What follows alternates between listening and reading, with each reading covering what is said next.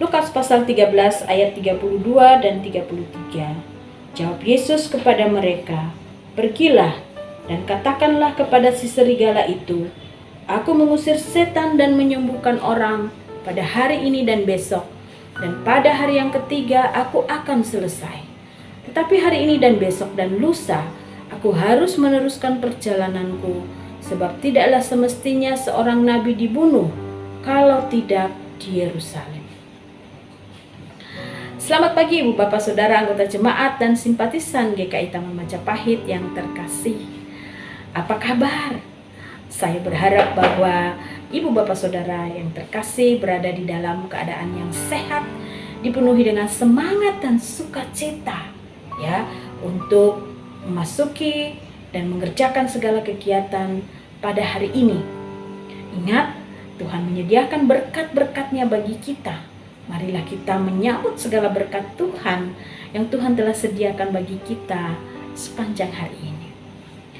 Ibu Bapak Saudara yang terkasih, kerap kali orang yang memiliki kuasa untuk melakukan sesuatu, orang yang memiliki kedudukan, kalau melakukan sesuatu tidak ada yang bisa menghentikan atau menghalanginya untuk melakukan sesuatu tersebut. Karena apa? Karena punya kuasa. Karena apa? Karena punya kedudukan. Jika kuasa yang dimiliki itu semakin besar, jika kedudukannya semakin tinggi, semakin banyak hal yang dapat ia lakukan tanpa ada yang bisa menghentikan atau menghalanginya.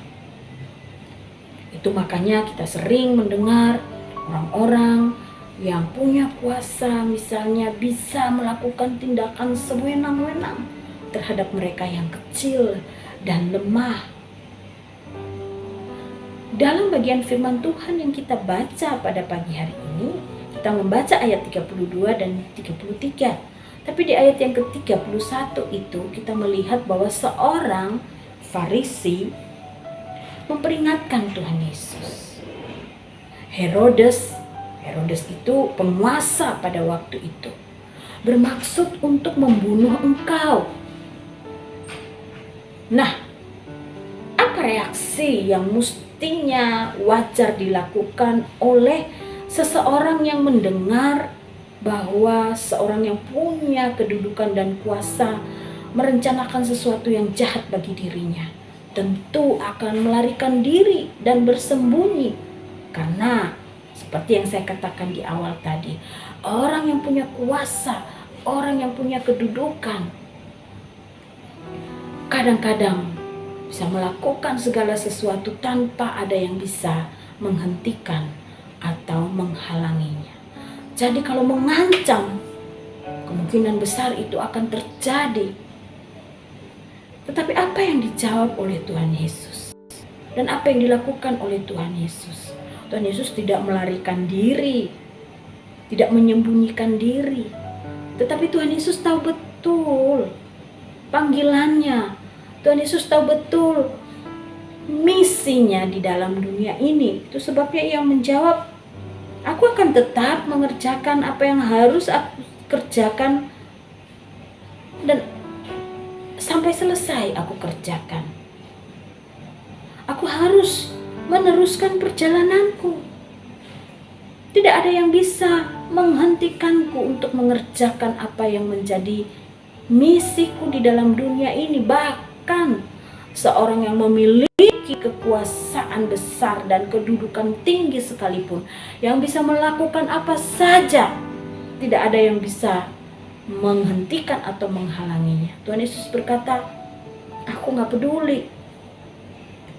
Aku tidak terintimidasi oleh kata-kata ancaman itu, karena Yesus tahu bahwa tugasnya, misinya, panggilannya untuk melakukan karya Allah di dalam dunia ini, bagi dunia ini, tidak akan bisa dihentikan oleh siapapun juga. Ibu Bapak Saudara yang terkasih, tidak ada yang mampu menghentikan karya Allah di dalam dunia ini. Tidak ada yang mampu mengalahkan pengharapan kita terhadap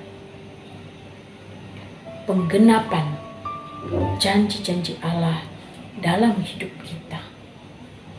Tidak ada yang bisa menghentikan kita atau orang-orang di dalam menjalankan panggilannya sebagai pengikut-pengikut Kristus. Tidak ada bahkan kuasa yang sehebat dan sebesar apapun. Sama seperti Yesus, ia terus melanjutkan pelayanannya, mengerjakan misinya bagi dunia ini.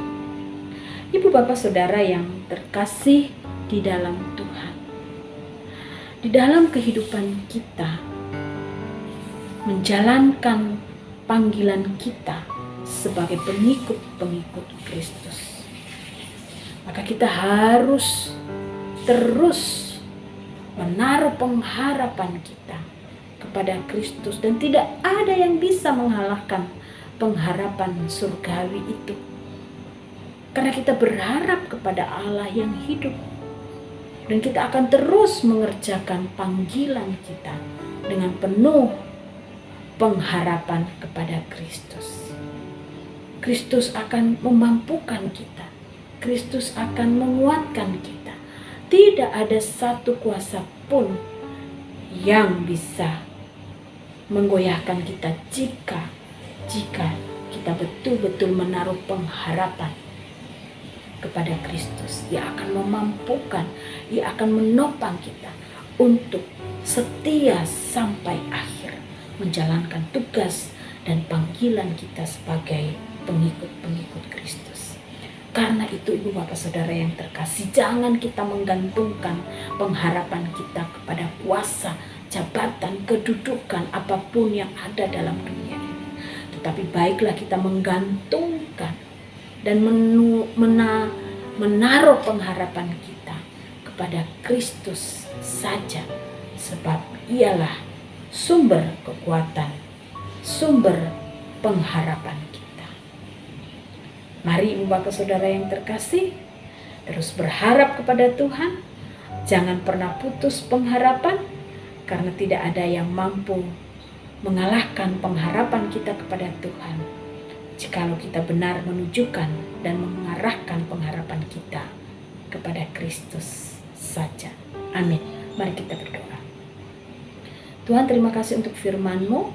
Meteraikanlah firman-Mu ini dalam hati kami, dan mampukanlah kami ya Tuhan untuk terus menjalani kehidupan kami sebagai pengikut-pengikut Kristus dengan tetap menaruh pengharapan kami, sehingga apapun yang kami hadapi kami bisa lewati, karena tidak ada yang mampu menghentikan kami dari kerinduan untuk terus hidup bagi kemuliaan Kristus.